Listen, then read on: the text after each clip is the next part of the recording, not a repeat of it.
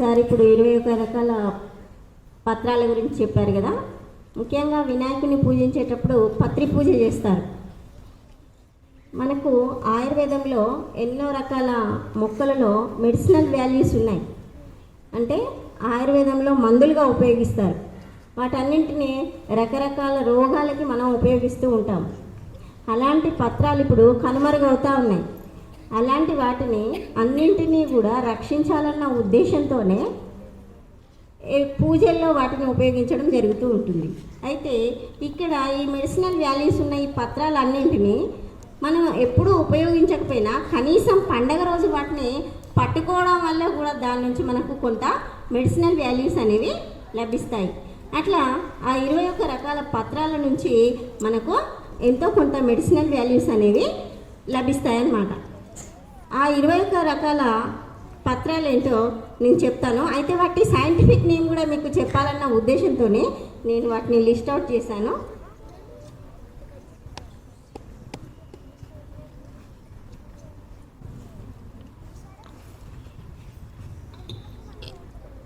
అవి ఏంటంటే first one Shami పత్రం అంటే జమ్మి. జమ్మి గురించి మీ అందరికీ తెలుసు కదా. విజయదశమి రోజు మనందరం కూడా జమ్మిని ఒకరికొకరు గౌరవంగా ఇచ్చుకుంటూ ఉంటాం కదా.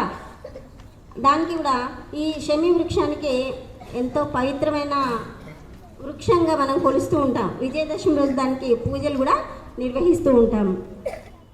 దాంతో మూల వ్యాధులు, పుష్టి వ్యాధి లాంటివి కూడా నయం చేయబడతాయట. అంటే దాన్ని ముట్టుకోవడం వల్ల మనకు దాని నుంచి వచ్చే మెడిసినల్ వాల్యూస్ లభిస్తాయి. దాని సైంటిఫిక్ నేమ్ ఏంటంటే ప్రోసోసిస్ సైసిజెరా. చెట్లన్నింటికి కూడా సైంటిఫిక్ నేమ్స్ ఉంటాయి. ఒక్కొక్క దగ్గర ఒక్కో రకంగా వాటిని మనం పిలుస్తూ ఉంటాం. ఈ సైంటిఫిక్ నేమ్ అనేది ప్రపంచవ్యాప్తంగా కూడా మనం ఆ పేరు చెప్పినట్టయితే అందరికీ తెలుస్తుంది. అందుకే వృక్షాలకి తప్పకుండా మనం సైంటిఫిక్ నేమ్ అనేది ఉపయోగిస్తూ ఉంటాం. ఇక నెక్స్ట్ వన్ బిల్వపత్రం. అంటే మామూలుగా అయితే దీన్ని మారేడు అంటాం. విన్నారా ఎప్పుడైనా మీరు?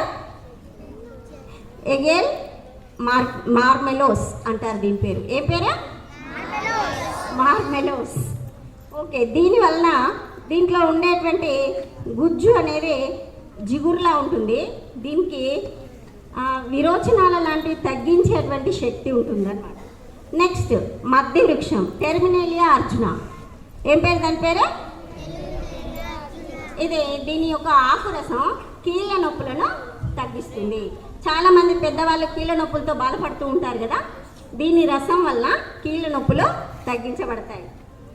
నెక్స్ట్ దాని తర్వాత అశ్వత్థ పత్రం అంటే రావి. రావి చెట్టు మన చుట్టుపక్కల మనం చూస్తూనే ఉంటాము. దీని నుంచి తీసినటువంటి కషాయం, ఆ కషాయం వల్ల జ్వరం, నోటిపూత ఇలాంటివన్నీ కూడా తగ్గిపోతాయి. దీని సైంటిఫిక్ నేమ్ ఫైకస్ రిలీజియోసా. ఏం పేరు? నెక్స్ట్ వన్ ఏంటంటే రేగు చెట్టు. ఈ రేగు చెట్టు కూడా మనందరికీ బాగా తెలుసు. మన చుట్టుపక్కల రేగు ఎక్కువగా ఉంటుంది. దీని శాస్త్రీయ నామం ఏంటంటే జిజిపస్ జుజుబా. ఏం పేరు? బాగుంది కదా. దీని ఆకులను మన పిల్లలు కూడా అప్పుడప్పుడు చేతులను శుభ్రపరచుకోవడానికి దీని ఆకులను ఉపయోగిస్తూ ఉంటారు. ఆకులను నలిపి మనం నీటితో కలిపితే నురగలాగా వస్తుంది. ఇలాంటి నురగ వల్ల శ్వాసకోశ సంబంధమైన వ్యాధులు తగ్గించబడతాయి. అట్లాగే జీర్ణ సంబంధమైన వ్యాధులు కూడా తగ్గించబడతాయి. నెక్స్ట్ మామిడి. మామిడి మనం అన్ని శుభకార్యాలకు మామిడిని ఉపయోగిస్తూ ఉంటాం. దీని పేరు మాంజిఫెరా ఇండికా. ఏం పేరు? దీని చిగుర్లు మనం అప్పుడప్పుడు చిగుర్లను నలిపి వాసన చూస్తూ ఉంటాం కదా. ఆ చిగురును నలిపి వాసన చూసినప్పుడు మామిడి కాయ వాసన వస్తూ ఉంటుంది. ఆ వాసన చూడడం వల్ల కూడా శ్వాసకోశ సంబంధమైన అంటే బ్రీతింగ్ సమస్యలు అనేవి తగ్గిపోతూ ఉంటాయి. ఇక దాని తర్వాత దేవదారు వృక్షం. దీని ఆకులతో కాసిన తైలంతో కళ్ళకి చలవ చేస్తుంది. కళ్ళకు సంబంధించిన నొప్పులు లాంటివి ఏవైనా ఉన్నట్టయితే అలాంటివి తగ్గిపోతాయి. నెక్స్ట్ బృహతి పత్రం. ఏంటది? ఇది గడ్డి జాతి మొక్క అన్నమాట. దీన్ని కషాయం వ్యాధులు తగ్గించబడతాయి. నెక్స్ట్ వాకుడు. ఏంటది? వాకుడు అన్నమాట. అయితే ఈ పేరు ఏదో కొత్తగా అనిపిస్తుంది కదా, సొలానం జాంతో కార్పే దీని పేరు వాకుడు. ఎప్పుడు మనం విన్నట్టు అనిపించలేదు, కానీ మన చుట్టుపక్కల వాయిలెట్ కలర్లో ఫ్లవర్ ఉండి చిన్న చిన్న వంకాయలా కాస్తూ ఉంటుంది చెట్టు, నేల మీద చుట్టుపక్కల మనకు కనిపిస్తూ ఉంటుంది. అదే వాకుడు చెట్టు అన్నమాట. దాని ఆకుల వలన రక్తశుద్ధి కలుగుతుంది. నెక్స్ట్ గరిక. ఈ గరికను మనం చాలా చులకనగా చూస్తూ ఉంటాం. గరికలో కూడా చాలా రకాల మెడిసినల్ వాల్యూస్ అనేవి ఉన్నాయి. గరికను ఇప్పుడు కొంతమంది కషాయం రూపంలో కూడా దాన్ని సేవిస్తూ ఉన్నారు. దానివల్ల కూడా చాలా రోగాలు తగ్గించబడతాయి.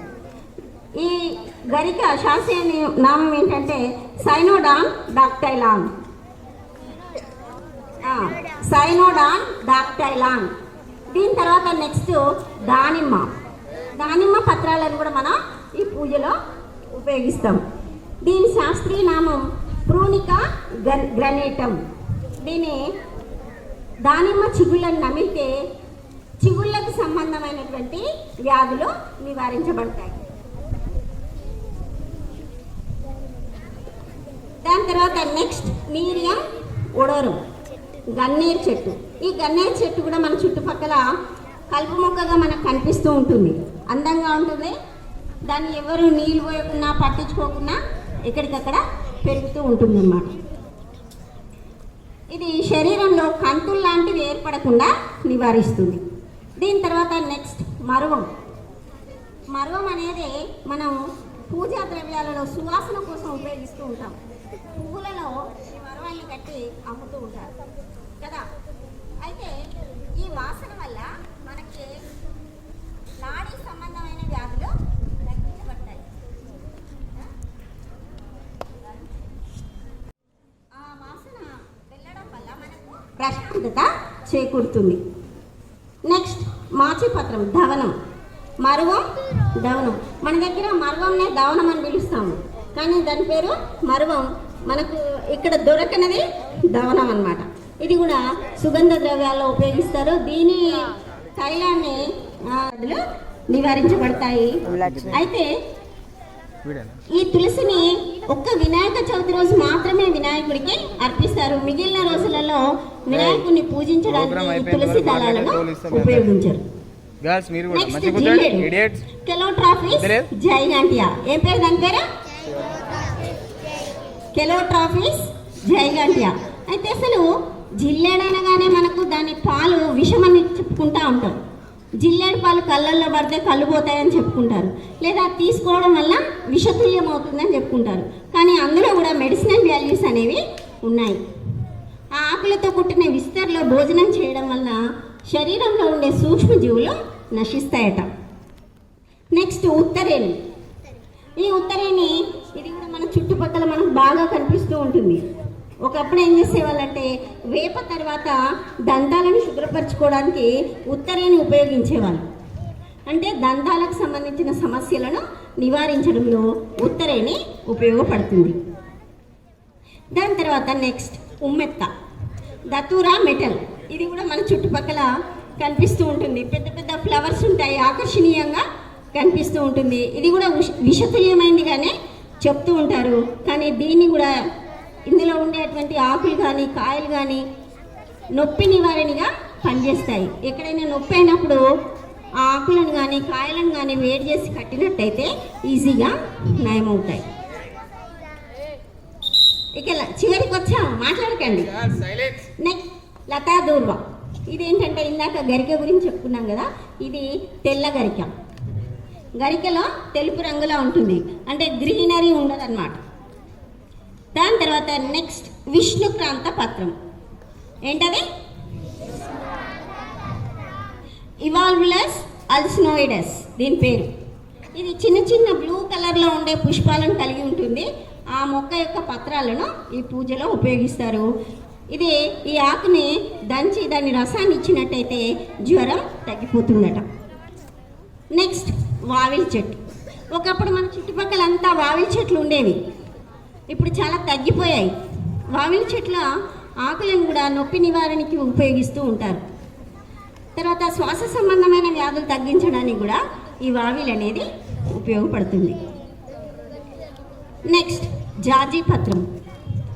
జాజి పత్రం అనేది ఇది కూడా జాజి పూలు మనందరికీ తెలిసినవే, మల్లె జాతికి సంబంధించి జాస్మిన్ జాతికి సంబంధించినవి. ఈ తైలాన్ని కూడా సువాసన ద్రవ్యాలకి ఉపయోగిస్తూ ఉంటారు, సెంట్లు తయారు చేస్తూ ఉంటారు. అయితే ఇది కూడా మనకు మానసిక ప్రశాంతతను కలిగిస్తూ ఉంటుంది. ఇట్లా 21 రకాల పత్రాలను పూజలో ఉపయోగించడం వల్ల మనం ఈ 21 రకాల చెట్లను మనం గుర్తుపెట్టుకోగలుగుతూ ఉన్నాం. ప్రతి సంవత్సరానికి ఒకసారి అయినా కూడా ఏ చెట్టు ఏది అని మనం తెలుసుకుంటున్నాం.